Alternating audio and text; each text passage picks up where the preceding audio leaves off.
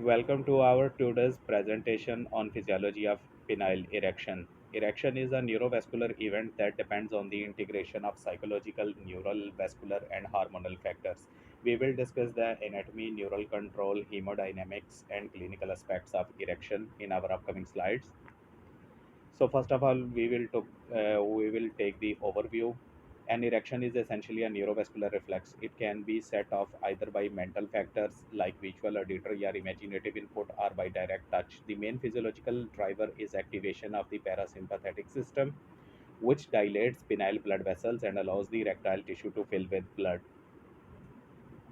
Anatomy of erectile tissue: the penile part consists of two corpora cavernosa, which are primary erectile bodies, and one corpus spongiosum. The spongiosum surrounds the urethra, keeping it open during erection so ejaculation can occur.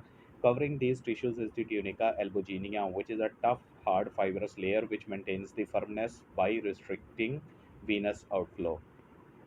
This picture is clearly showing the corpora cavernosa, two corpora cavernosa, right and left, and beneath them this corpus spongiosum, which is covering the spongy part of the urethra. And you can see the external ureteric orifice situated at the glans penis. Then you will see the membranous urethra. Before membranous urethra, in the bending part is the bulbar urethra, and after membranous urethra there is prostatic urethra. On both sides of the prostatic urethra there is prostate gland. Then moving forward there is bladder neck and then urinary bladder. This picture is also showing the corpora cavernosa and also cavernosal arteries supplying the penile tissue, and also you will see the corpus spongiosum in these slides also. Neural control. Parasympathetic fibers from the sacral spinal nerves S2 to S4 are the main drivers of the erection, causing arterial dilation. The sympathetic system, mainly from the level of thoracic 11 to lumbar 2, is more important for ejaculation. The pudendal nerve carries sensory signals from the penis and also activates perineal muscles, which contract during both erection and ejaculation. This picture is showing the parasympathetic supply from sacral S2 to S4 segments supplying the penis, and sympathetic center from T11 to L2 level, which helps in the process of ejaculation.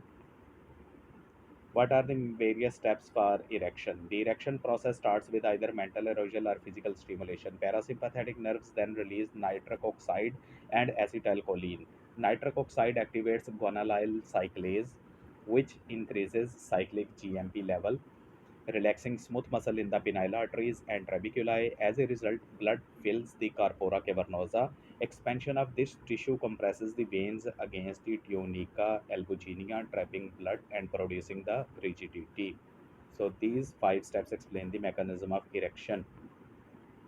Here you can see in this entire process here in this picture: sexual stimulation, non-acetylcholine nerve endings, cavernous nerve endings are stimulated, releasing to the release of nitric oxide, which will release guanylyl cyclase, which will activate the cyclic GMP production in the presence of phosphodiesterase 5 enzyme. Then protein kinase G will activate the ATP, releasing proteins, and protein P, which will decrease the smooth muscle calcium, causing cavernosal arteries smooth muscle relaxation, increasing the cavernosal blood flow and leading to the penile erection. And this process also explaining the same mechanism like in the previous figure.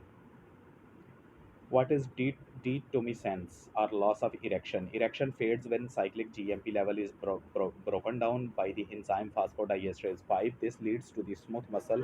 This leads to the smooth muscle contraction, reducing the arterial inflow. Once venous channels reopen, blood drains out of the corpora cavernosa and the penis returns to its flaccid state. What are the hormonal and psychological influences on erection? Both hormones and mental state plays important roles in erection. Testosterone supports sexual desire and boosts nitric oxide activity in the penile tissue. The brain can either stimulate or block erection depending on psychological input. Stress, anxiety, and fear activates the sympathetic system, which counteracts the erection. What is the clinical relevance? Erectile dysfunction can arise from vascular problems, nerve damage, hormonal imbalance, or psychological causes. Medications like sildenafil, which is phosphodiesterase 5 inhibitor, works by blocking. Phosphodiesterase 5 enzyme, keeping cyclic GMP active longer and improving erections. Importantly, erectile dysfunction can also be an early warning sign of cardiovascular disease, particularly in a young male. When young male with erectile dysfunction presents to you, rule out the cardiovascular disease always, making it a key clinical marker of systemic vascular health. So, this is the process of erectile dysfunction. What really happens here, you can see if you fail to achieve a full erection more than 50% of the time, see a healthcare provider. In this case, maybe you are suffering with erectile dysfunction.